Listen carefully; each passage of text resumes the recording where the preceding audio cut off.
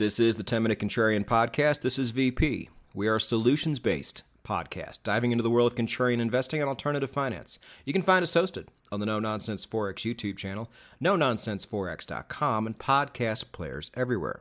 Episode 121 is brought to us by Bybit. Now, Bybit just keeps having these promotions, giveaways, and contests. And this time it's a contest going on October 31st, a $50K USDT prize pool. They're giving away 3 iPhone 15s. Very cool. I'm going to go ahead and put this contest link on the blog so everybody can see it. So what you want to do is you want to go down to the blog in the description, click on it, check out Bybit, see if it's for you. If it is, click on the affiliate link in that blog and get yourself signed up. Now, if for some reason you are not allowed to trade on Bybit, there is a decentralized arm called Apex. Operates a bit different, but I have that information down below as well under decentralized trading. Either way, if you want a great broker that's well capitalized and does not answer to the SEC, click the links down below and get yourself set up. Because as we all know by now with Bybit, membership has its rewards. It is the 10-Minute Contrarian Podcast, and we have not nerded out on gold in a while. And that's really a shame. We should do this more often because gold, as we know, is a vital part of any financial prepper's strategy. And recently, the Fed in the United States gave everybody a very nice opportunity to re-enter the gold market or enter for the first time. This is exciting. What's not exciting, really, to me, is when gold kind of hovers near its highs but just won't quite get there and just stays in this range for a while. It's like, it's not the best opportunity to buy gold, really. I would say you would certainly want to have some before new highs break out, because who knows what's going to happen after that. But if so, you want to buy when it's cheaper, of course. And on September 20th, we had the FOMC meeting. Hadn't had one in a while. And they said something that most of the financial world did not expect them to say. They came out and said, so we're going to pause right now, but we do plan on raising rates later in the year. Furthermore, the amount of times we plan on cutting in 2024, we're going to cut that number down some. Now, as you can imagine, this is very, very hawkish, very bullish for the United States dollar. This is also very bullish for bonds. Because if interest rates are still going to go up, and on top of that, they're not going to drop much anytime soon, and much less so than we anticipated, yeah, that's going to be bullish for the dollar, bullish for bonds, and pretty much bearish for everything else that's measured in United States dollars. And the dollar's already been ripping ever since it hit its bottom in July. Now, oddly enough, there are things out there that have been holding their value really well against this ripping dollar. Oil, of course, but that's another story. Uranium stocks, which we've already talked about on this podcast a couple episodes ago. And believe it or not, Bitcoin. It hasn't been going up, but even though it's down, it's not down a ton, which is intriguing. Might be another topic for another day. But an environment like this is never good for gold. Usually. We'll talk about that.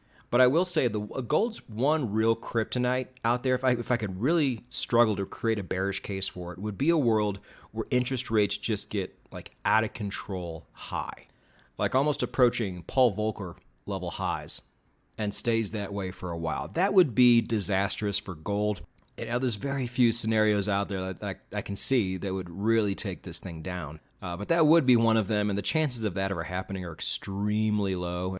But I did want to throw that out there just so people are aware. But that's the only real bearish thing I can say. Let me list you a host of very bullish things that I see going forward and why I am going to be adding on to my own personal gold holdings moving forward here. Now, the main reason is long-term versus medium-term. I will explain. Whenever you see moves like this occur, it's typically Wall Street and hedge funds and things like that acting upon what they hear. Now, we have, as contrarian investors, we have a luxury, which they don't have. And as I just alluded to, that is the luxury of time. These guys have to put out quarterly reports. These people have bosses they need to impress. These people have clients they need to impress. And there are firms out there that just handle retirement money that can wait as long as they need to wait, and that's great. That's good for them. That's why they're around forever. But that's not who we're talking about. A lot of people on Wall Street, a lot of hedge funds, they must act sooner. So when they hear the Fed say something about this, even though the Fed historically, long term, has been wrong about almost everything they said they were going to do, don't forget that. There's a reason why Powell is not as open as he was before. He's starting to turn into Greenspan a bit, or maybe Yellen, to where he's not as forthright as he used to be in his speeches, because he's probably getting a lot of shit for it, because almost nothing he says he's going to do in his speeches ends up coming true. So why believe him now? I don't know. You know, if he's looking a year down the road, a year's a long time. A lot can happen. A lot of things the Fed's probably going to be forced to react to. But again, that's not a luxury these people on Wall Street have. They have to react, and so they react accordingly. And this plays right into our hands, contrarians, and I'm going to tell you why. There's an old trick out there I learned from some hardcore gold bugs, and I've been using it for years. And some of the current gold bugs are keeping this little tactic alive and well. And this is really good to see because it's great. So what you do is you take the gold price, and you can go back maybe 15, 20 years, and overlay it with 10-year real yields. And you will notice a phenomenon that always repeats itself. The price of gold will hit their tops. And so there's been two in the last 15 years, one in 2011 and one in 2020. Whenever those tops occur, yields are always very low. And in the yield world, what's low eventually goes higher, and when it does, this will be the only time you see real, I guess, quote, bear markets in the gold space. And then what goes up always comes down in yield land. And when this phenomenon occurs, gold always trends upward. Now, what's really interesting is we hit bottom, I think, around 2020 sometime, kind of early to mid, and yields have been doing nothing but going up ever since at a sharp rate, and they're quite high right now.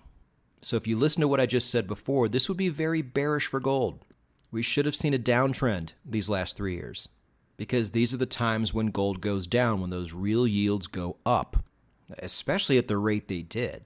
Now, that is almost certainly bearish for gold. But the price of gold didn't fall. It stayed horizontal in a range. I talk about it a lot on this show. This is the sweet divergence that we as long-term investors are looking for. This is the one phenomenon that always takes gold down. It happened as sharply as it ever has, and the price of gold did not fall. And pretty soon there's going to be nowhere for that yield to go but down. And let's just say, not financial advice, you are going to want to have your gold and any gold stocks you might have well in hand before this happens. We always say here the strategy that we have employed for over the last year is to stack fiat, in particular USD, and to stack things like gold. Now, when do you buy gold? Do you FOMO into it? No, there's no need to do that. You buy when it gets cheaper. This is what the Indians and Chinese do, and they have not been buying at the previous levels where gold has been approaching 2,000. They wait. They wait for pullbacks. And guess what we have right now? Now, I know, as we said before, the dollar has been screaming upward. That is the other equation in the XAU-USD pair. But as I'd also mentioned long ago when I first taught my traders how to trade metals, the metal itself typically drives the bus here. So I wouldn't let continued USD strength be a deterrent here, because I do see the dollar getting stronger over time. And it does play a part, just not as big of a part as it does in other places. Plus, we have seen gold spike when bank closures happen. And if you think we are completely done with bank closures and they will never ever happen again, I'm going to have to take the other side of that argument. So you're probably going to want to be in before another one of those happens as well. Now, most of the people who listen to this podcast, I am sure, have some gold holdings currently. But if some is good, more is better, especially when it comes to defensive assets like this. Now, if you don't have any and you are looking for some, we have gone over the different methods, the different ways you can purchase gold and silver. And yes, I know the Fed killed silver worse than it killed gold. We will get to that in a different episode. But for those who want to buy gold for the first time, I did a video years ago that had a bunch of dollar signs on the thumbnail. If you can find that video, Should take you all of a couple minutes. I go over the different ways you can purchase gold because depending on where you are or how much money you have to spend, there are different options you can employ. And all the ones I recommended there still hold up today. If you don't want to hold it, or you don't want to have somebody else store it for you, or you just don't have enough to buy, an ounce here, 10 ounces there, or you don't want to pay the premiums, there are other options here. If you're in the United States or Canada, ticker symbol PHYS is still my recommended way to go. Now, there are plenty other VTFs out there that are more available to people all over the world. Hardcore gold bugs will tell you to avoid them. I generally think they're fine. This is not a recommendation. But this doomsday scenario to where they run out of gold or don't have the gold they say they did, I don't think has a great chance of happening. And you can always bail out before it does. But Sprott's PHYS is still my ETF of choice here. You can buy as much or as little of it as you want. And if you are unhappy with the options in the paper gold market and ETF world, there is the digital gold market. I am not talking BTC. I am talking about PAXG. I've done a blog on this. Out of the 4 methods, it is my least favorite, but I can still get behind it.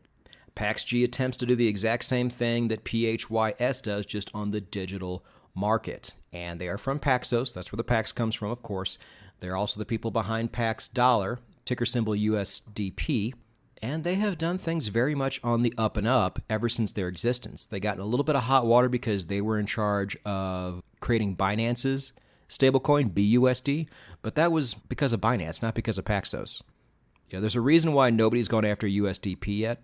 It's because I believe that Paxos has done what companies should do and say, you know what, we can be insanely profitable and actually have longevity to boot simply by doing things correctly, doing things above board all the time.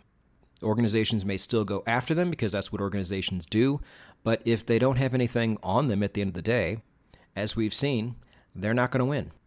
And just like paper gold, you can buy as much or as little of it as you want. You can easily liquidate it. No matter where you are in the world, no matter what your income level is, you can allocate some of that to gold. And when it dips, like it is now, is the best time to employ that strategy. Retirement and pension funds around the world still have less than 1% of their portfolios allocated to gold, the best defensive asset on planet Earth, inside portfolios that are supposed to be defensive. They'll learn, and when they do, we're going to look a lot less crazy, and you're going to be really glad you were early.